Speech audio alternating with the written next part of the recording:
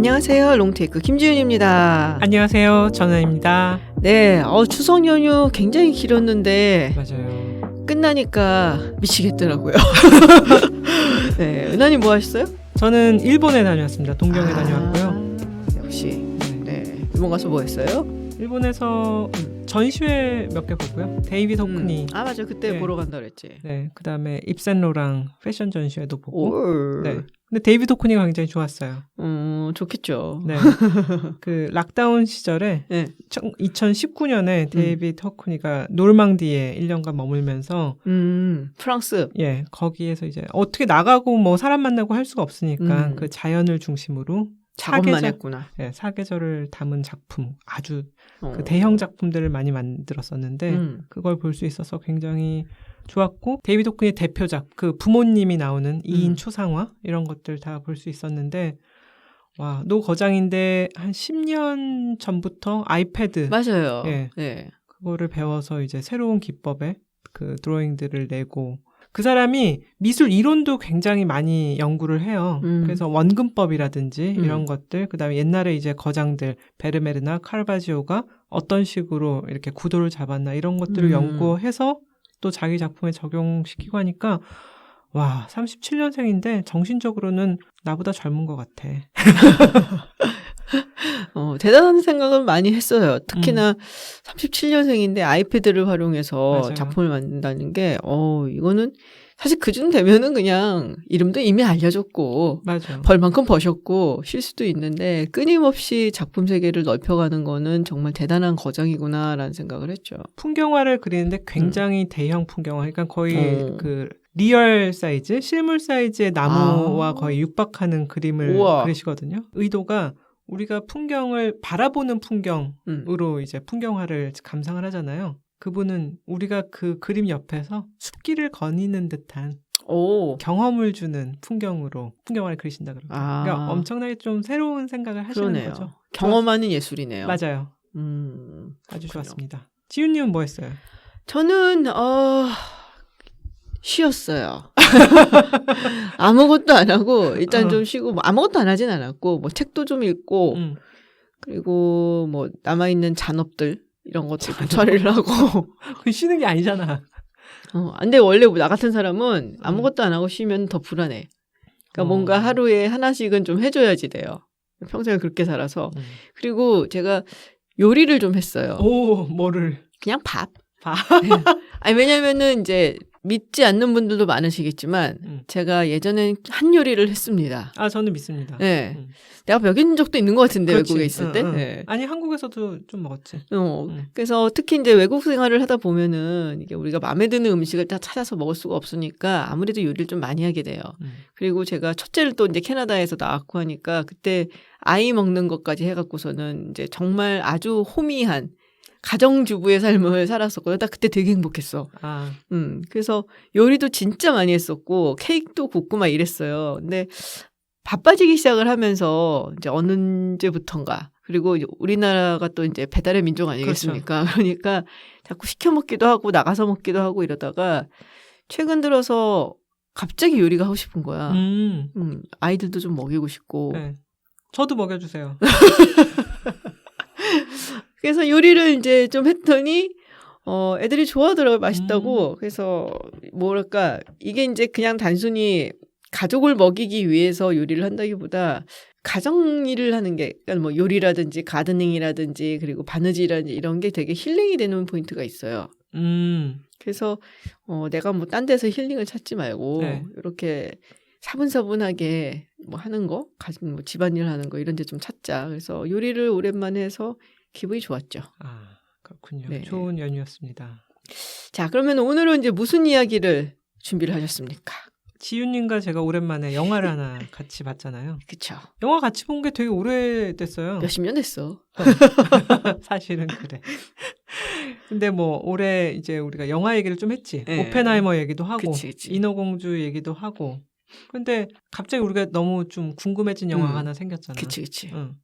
도대체 영화평이 이렇게 나쁜 영화가 있을 수가 있어? 우리 천편일률적으로 좋은 게 없어, 평이. 맞아요. 근데 왜냐면 보통 우리가 좋은 영화 얘기를 많이 하잖아요. 그치. 아니면은 뭐 혹평을 받았더라도 뭔가 사회적인 이슈가 있다든지 이래서 뭐 연결시켜서 얘기를 한다든지 하는데 정말 모든 사람들이 다 비판을 하고 혹평을 했었던 영화에서 도대체 어떻길래 이렇게 다 혹평을 할까 해서 한번 봤습니다. 그래서 네. 준비한 영화가 뭔가요? 가문의 영광 리턴즈.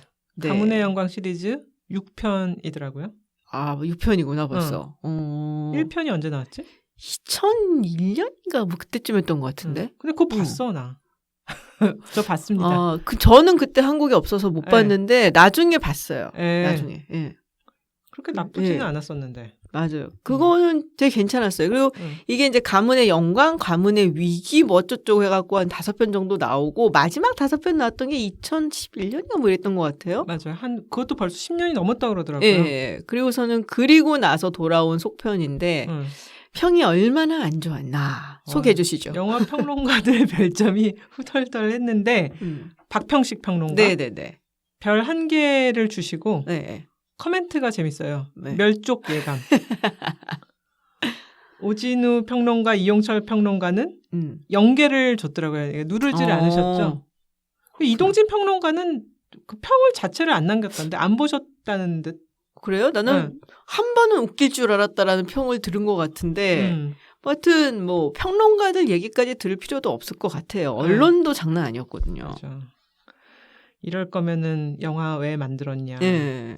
근데 또 시리즈물들에 대해서 혹평이 많았었는데 이번 영화는 좀 특별하게 언론들이 그냥 시원하게 그냥 그렇죠. 고리탑은 억지스럽다, 유치하다, 뭐 그냥 체면 확 내려놓고 그냥 막 쓰셨더라고요. 근데 그렇지. 이제 그 중에 내가 특이하다고 생각했던 게 하나도 안 웃겼다. 그리고 맞아요. 이게 가문의 영광이라는 게 기본으로 코미디고 그렇죠.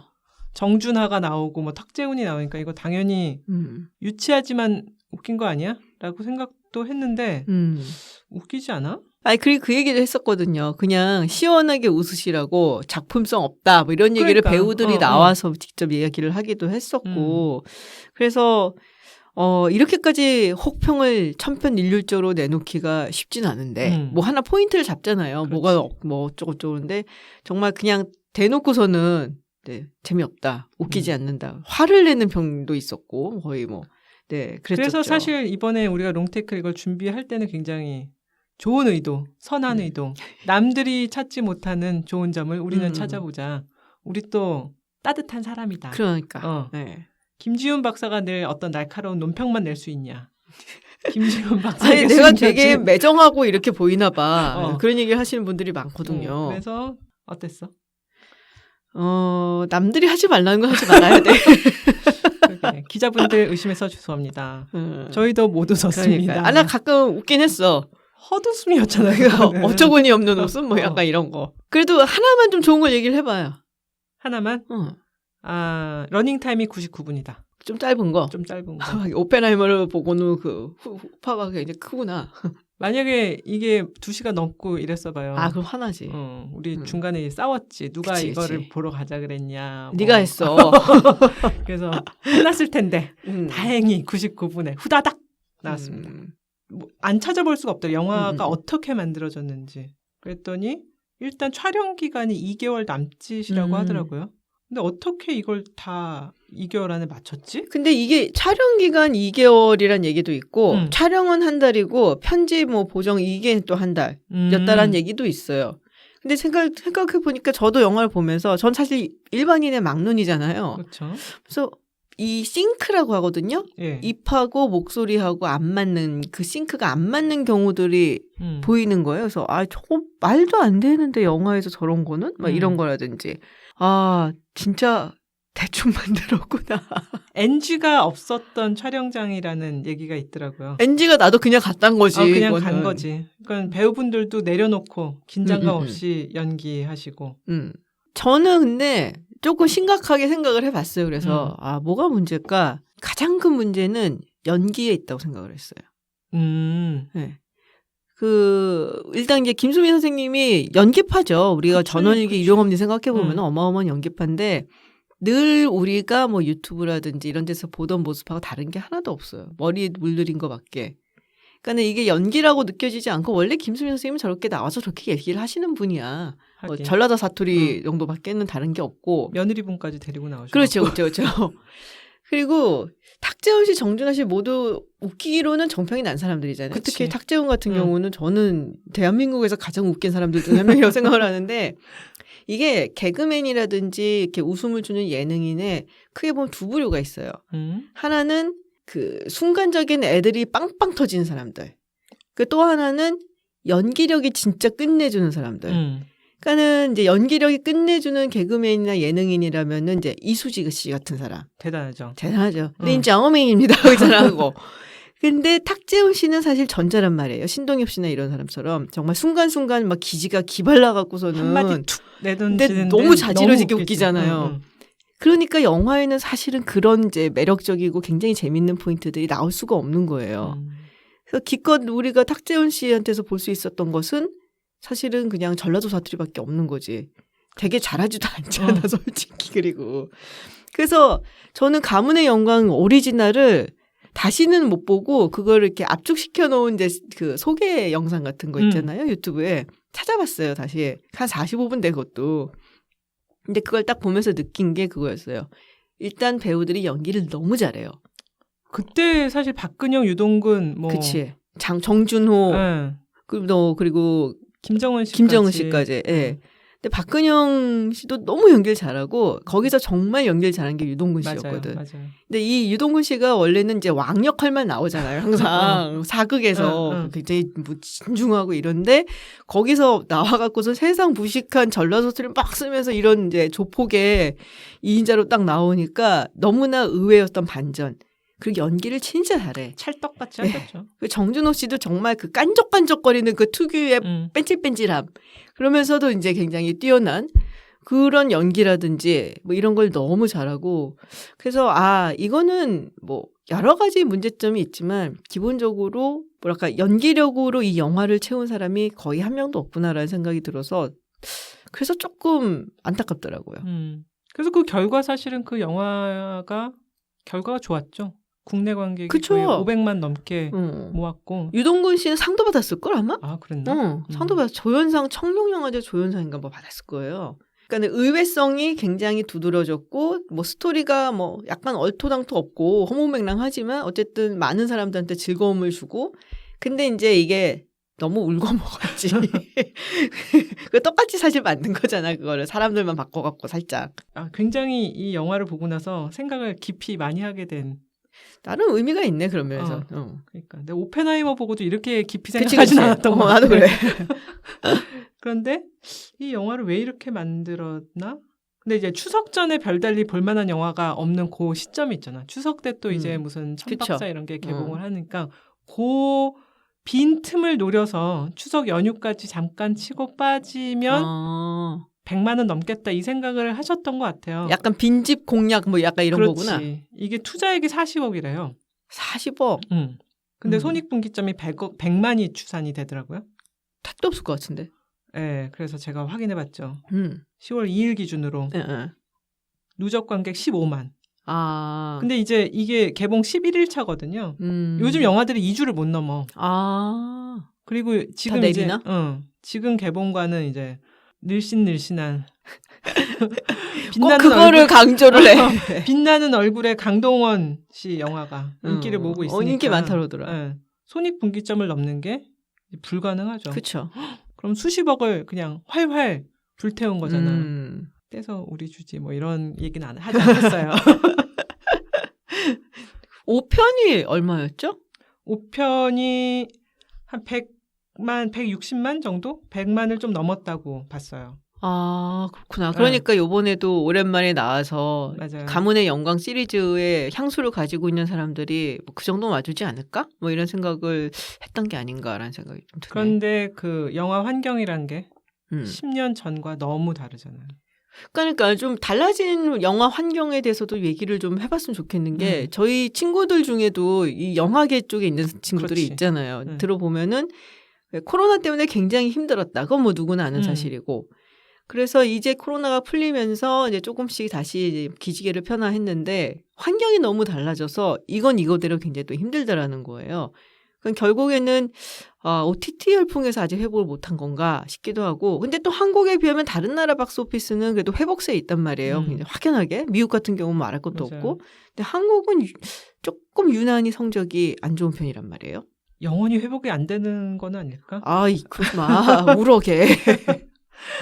가문의 영광이 이제 2012년 개봉했다고 아까 말씀하셨는데 그때 한국 영화를 본 국내 관객 수가 1억 1천만 1억 1천만. 네. 근데 2022년에 이제 코비드를 어느 정도 극복한 상황에서 한국 영화를 본 관객 수는 6천만 명 남짓. 야, 20년 전이었는데 그때가 거의 2배네. 그런데 여기에 이제 범죄도시 이런 것들이 껴서 이제 1천만씩 가져가니까 사실 나머지 영화들의 그 실적은 거의 뭐 미미하다고도 할 수 있죠. 그나마 요즘 영화들은 관객 수는 적어도 아이맥스 이런 특수 상영으로 매출을 높여가는 좀 가격이 높으니까 티켓 값이. 근데 아이맥스는 특수 촬영이 필요하잖아. 그러니까 오펜하이머라든지 뭐 매버릭 이런 것들은 되지만 가문의 영광을 뭐 3D로 보실 일이 있어요? 없잖아. 그렇지. 없지. 그러니까 어려운 거지. 그 말도 맞는 것 같은 게 일단 티켓 값이 많이 올랐죠. 15,000원인가? 어휴, 옛날에 비하면 뭐. 그치. 우리 10,000원 이하일 때 봤던 사람들로서. 거기다 팝콘 먹어야지. 그치. 그러면은 둘이서 데이트한다고서는 티켓 사갖고서 영화관 들어가면은 4, 5만 원 든단 말이야, 이게. 그렇다고 외국에 비해서 되게 비싼 건 아니에요. 아주 비싼 건 아닌데 좀 급하게 올랐지.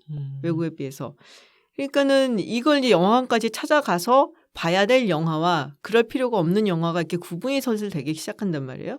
근데 아까 얘기했듯이 아이맥스라든지 3D라든지 이런 걸 보는 영화들은 또 따로 있잖아요. 그렇지. 근데 그런 거는 집에서 보기는 좀 그렇고 좀 더 이렇게 서라운드 막 이런 걸 느껴보고 싶다 하고 이제 보는 영화들이 탑건 매버릭이라든지 뭐 오펜하이머를 기대를 하고 갔는데 별로였다는 사람 그 여건 별로 없었다는 분들도 있지만 이런 영화들이 있고 아닌 다른 영화들 뭐 소소한 영화들 뭐 그런 것들은 그냥 TV 화면으로 보지. 요새 TV도 크게 나오잖아. 그렇죠. 그래서 근데 이제 소소하지만 뭐 소소하다는 표현은 좀 웃기지만 이제 제가 최근에 본 한국 영화 중에 가장 인상적이었던 것은 헤어질 결심이었거든요. 박찬욱 감독. 굉장히 미장센이 아름답잖아요. 뭐 벽지라든지 그런 거는 TV로 OTT로 볼 수도 있지만 그래도 영화관 화면에서 한번 보고 또 다시 한번 N차 관람을 이제 OTT에서 하겠어. 이 정도 생각은 이제 하게 되는 것 같아요. 그러니까 이게 약간 양극화가 되는 기분이에요. 맞아요. 네, 굉장히 이제 퀄리티를 높이거나 아니면 특수 촬영을 하든지 뭐 그걸 목표로 나오는 영화들이 있고 아니면 그냥 뭐 약간 중박을 칠 수 있는 영화들 뭐 이런 영화들은 사실은 더 힘들어지고 있고 뭐 그런 것 같은데 아니면은 아예 팬덤이 어마어마한 배우가 나오거나 아니면 영화 자체가 팬덤이 많거나 맞아요. 뭐 이런 경우면은 내가 이 영화 어떨지 알지만은 영화관 가서 보고 싶어라고 생각이 들게 하는데 강동원 얼굴은 크게 보고 싶어 뭐 이런 거죠. 그치 그런 거지.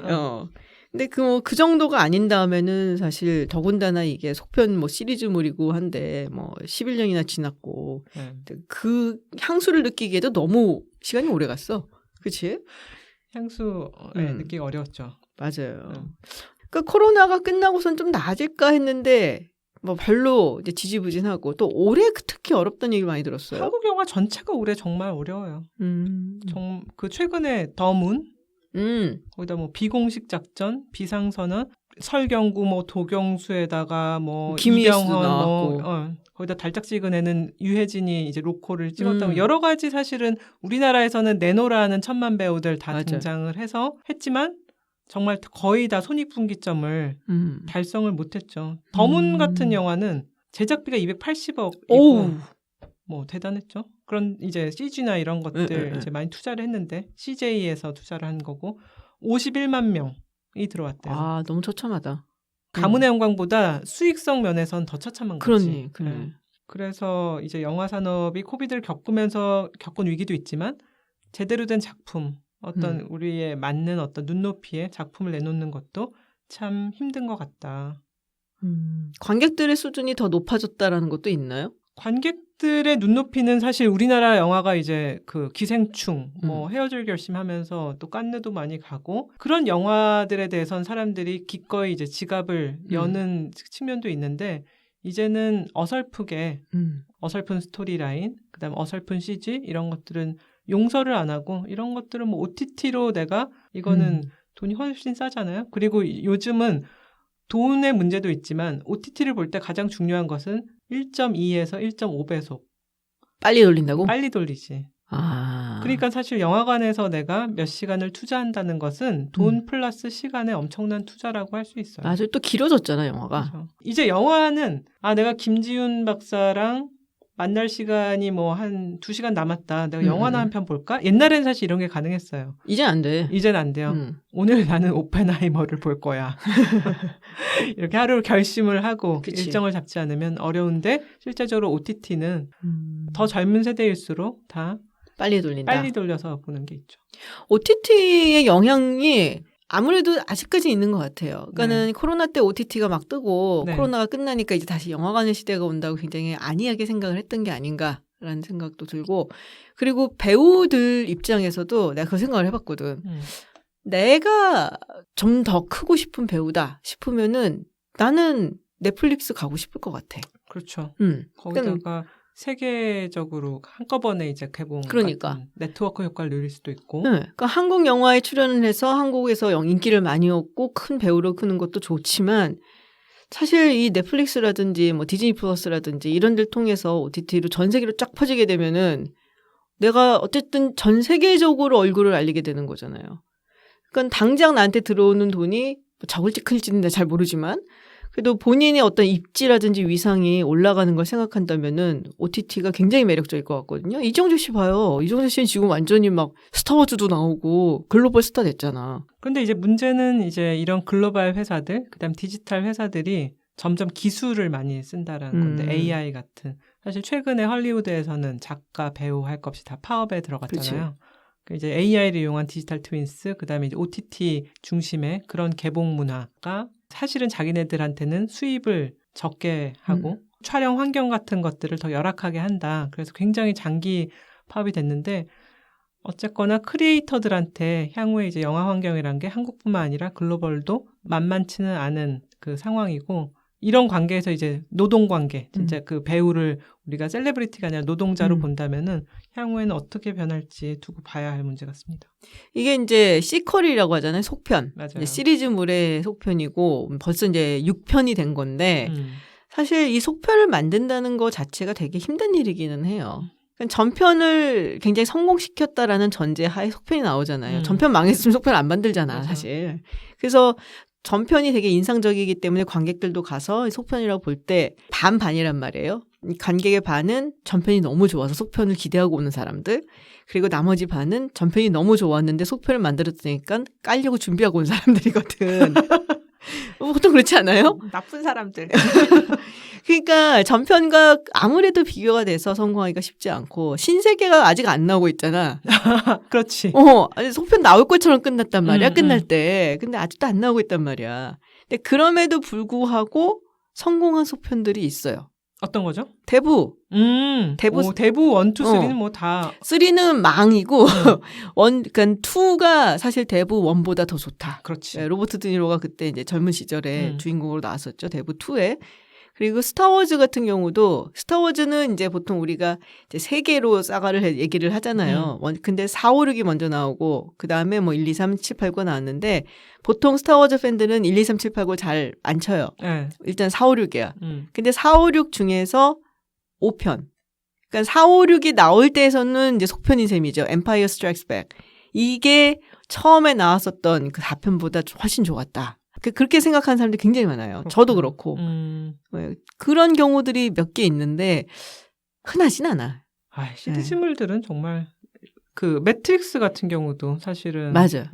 2, 3 되면서 실망한 사람들이 굉장히 맞아요. 많았고 스토리가 점점 약간 억지스러워지는 그런 부분도 있었고 그러니까 라튼 토마토가 뽑은 최악의 시리즈물들 찾아보니까 뭐 조스 2 기억도 안 난다. 하이랜더 2 폴리스 아카데미 폴리스 아카데미 폴리스 아카데미가 약간 그 가문의 영광과 비슷한 것 같아요. 그러니까 몇 편까지 나왔냐? 6편까지 나온 것 같아요. 아 진짜? 가벼운 에피소드랑 농담으로 그냥 채워가는 그치. 쉽게 가자 약간 이런 거잖아요. 사실 가문의 영광도 6편까지 나온 게 거의 기적 아닌가? 그치. 거의 뭐 김광진 씨 노래 같은 여기까지가 끝인가 뭐 이제 나는 돌아가겠어. 한 2개까지만 나왔어도 괜찮을 텐데. 그렇지. 폴리스 아카데미라든지 그 가문의 영광이라든지 무슨 대단한 CG라든지 촬영의 기법이 필요하지 않은 그냥 사람들로 채워서 이제 가볍게 찍을 수 있는 거는 이걸 한 번 더 이제 대본 같은 것들을 조금 재밌게 써서 한 번 더 쉽게 돈을 벌어보자. 이런 유혹을 벗어나기가 어려운 것 같아요. 그러니까 문제가 있는 거죠. 그러니까 단편적인 예로 극한 직업 같은 경우. 예, 1000만 영화잖아요. 너무 재밌었거든요. 그렇지. 근데 예술성 작품성 뭐 따지지 않고 그냥 너무 재밌었어요. 대사 하나하나가 맛깔스러워요. 맞아요. 그리고 그 상황이라든지 이런 것들이 진짜 잘 짜여진 영화였어요. 맞아. 그거는. 그러니까 말이 안 되고 뭐 개연성이 없고 이걸 떠나갖고 그냥 너무 잘 짜여지고 너무 재밌고 연기들도 정말 진지하게 잘했고 그렇기 때문에 사실 코미디 영화가 보여줄 수 있는 모든 것을 보여줬다라고 생각이 들거든요. 저도 아주 좋아하는 영화 중에 하나예요. 네. 그런 걸 봤을 때 가문의 영광 시리즈의 문제점은 사실은 영화적인 요소를 제대로 보여주지 않았기 때문에 문제다라는 생각이 들어요. 1000년 전에 그 냉동 대신 냉동인간들이 만들어낸 영화가 아닐까 하는 것처럼 우리 그 지금 50대를 넘어서는 우리도 보면서 아니 시대가 때가 어느 때인데 비혼주의 남녀가 하룻밤을 보냈다고 결혼을 해야 된다. 뭐 말도 안 되는. 깜짝 놀랐어요. 네. 근데 또 액션이 그렇다고 굉장히 화려하지도 않고 그렇게 하려면 또 이제 와이어 액션 들고 그거 없이 또 소박하게 액션을 처리했어. 그렇지. 약간의 발차기로 그냥 끝냈어요. 이제 그리고 특정 지역의 사투리가 웃기는 시대는 끝났어. 아니 제가 아까 전라도 사투리 말씀하셨는데 저는 이제 부모님 고향이 경상도거든요. 그래서 경상도 억양을 제대로 못 살리면 굉장히 화가 나? 네, 힘들어요. 가슴이 막 쿵 내려앉고. 그래서 서유림 씨가 이제 경상도 사투리를 쓰는데 맞아. 이게 억양이 안 되는 거예요. 네, 내 잉글리쉬가 인토네이션이 안 좋은 것처럼 이분 경상도 인토네이션이 안 돼서 찾아보니 별로 경상도랑 연이 없으신데 이제 시퀄 같은 경우도 우리가 이제 성공한 케이스가 별로 없다 그러는데 가만 생각해 보면은 성공한 케이스들은 이제 그런 것 같아요. 굉장히 거대한 세계관 안에서 아주 짜임새 있게 움직이는 경우. 대부 같은 경우도 그렇고 스타워즈 같은 경우도 그렇고 뭐 배트맨도 사실 그렇고 맞아요. 이미 감독의 머릿속에 시퀄 자체가 들어가 있던 경우 이런 경우는 이제 성공하는 경우들이 나오는데 하나가 너무 대박이 나서 그다음에 이제 2를 만들어 보자 해갖고 성공하는 경우는 뭐 그렇게 쉽진 않은 것 같아요. 범죄도시는 좀 특이한 경우인가 그렇게 보면은. 그런데 그 악당들을 조금씩 바꿔가면서 악당을 진화시키는 그런 진화의 측면과 결정적인 순간에 마동석 씨가 익숙하면서도 예상된 그 애드립을 터뜨려주는 그런 것들이 굉장히 절묘하게 조화를 이루면서 가는 영화 같습니다. 그렇군요. 자, 그래서 보고 나서 그때 우리 금방 헤어졌잖아. 그렇지. 아니 바쁘기도 했는데 꼭 바쁘다기보다는 약간 허탈한 표정으로 야, 가라야. 그러고서는 약간 이런 식으로 헤어졌죠. 맞아요. 네. 어떻게 집에 가면서 무슨 생각했어요? 철학적이 됐지. 철학적이 됐어요? 응. 이 도대체 예술이란 무엇인가? 엠프티니스, 비어있음이란 무엇인가? 야, 가문의 영광을 보고 무슨 예술이란 무엇인가를 생각하냐? 쉽게 얘기해봐, 쉽게. 그래서 어떤 생각이 드냐고. 존재하지 않았으면 좋았을 영화였다. 아, 진짜? 야, 정태원 감독이 나와갖고서는 인터뷰 했는데 너무한 거 아니냐고. 우리 김수미 선생님이 얼마나 그 노력을 하셨는데 나이도 많으신데 되게 막 뭐라 그러더라고요. 아, 그래? 죄송합니다. 다른 역할로 보고 싶어요. 저는 김수미 선생님의 그러니까는 우리한테 너무 소비되어 있는 이미지 있잖아요. 걸쭉한 얘기 많이 하시고 뭐 욕도 좀 잘하고 막 거침없는 이제 센 할머니 이런 이미지 말고 좀 다른 이미지로 보고 싶어요. 그게 가능한 분이니까. 맞아요. 사실 그런 연기를 정극 연기를 한다고 해도 손색이 없는 연기력인데 쉽게 소비되는 그런 진부한 역할에 머물러 계시는 게 좀 아쉽죠. 그러니까 움베르토 에코 얘기하면 또 뭐라 그러려나? 해봐. 예술과 외설의 차이에 대해서 얘기를 한 적이 있었어. 포르노그래피에 대해서 얘기하면서 야한 장면을 두고 그 야한 상황까지 가기 전에 남녀가 길을 걸어가며 하는 것들이 모두 너무나 쓸모없이 낭비될 때 이것은 외설이고 그 야한 장면 침대까지 가기 전에 그 스토리를 보고 우리가 우리에 대해서 다시 생각하거나 우리의 생활을 다시 일깨우게 된다면 그거는 예술이다. 그런데 이 영화는 뭐 외설조차 아니지만 많은 무의미한 장면들로 채워진 그런 영화였다고 생각해요. 그래서 영화평은 일단 믿어야겠다라는 언론계에 대한 신뢰를 회복했고요. 우리 날씨도 이제 좀 추워지는데 어디 좀 좋은 공연 있으면은 한번 같이 가시죠. 일단은 리키시부터 보고. 아, 재밌어. 근데 좀 무서운 면도 있던데 열심히 다시 보겠습니다. 살짝 무서운 면도 있는데 네. 그 슬램덩크를 이제 대학교 때 봤거든요. 만화책으로. 그때 봤을 때 감동이 살아나. 다시 막 이렇게 살아 올라오더라고요. 그래서 와, 재밌다. 시리즈물 뭐 드라마 이런 거는 리키시 같아야 돼. 내가 보면서 즐거우면서 봤습니다. 저도 열심히 보겠습니다. 네, 그러면 다음 주에는 조금 더 즐겁고 또 의미가 있는 이야기로 다시 찾아오겠습니다. 롱테이크 김지윤이었습니다. 전환이었습니다. 고맙습니다. 감사합니다.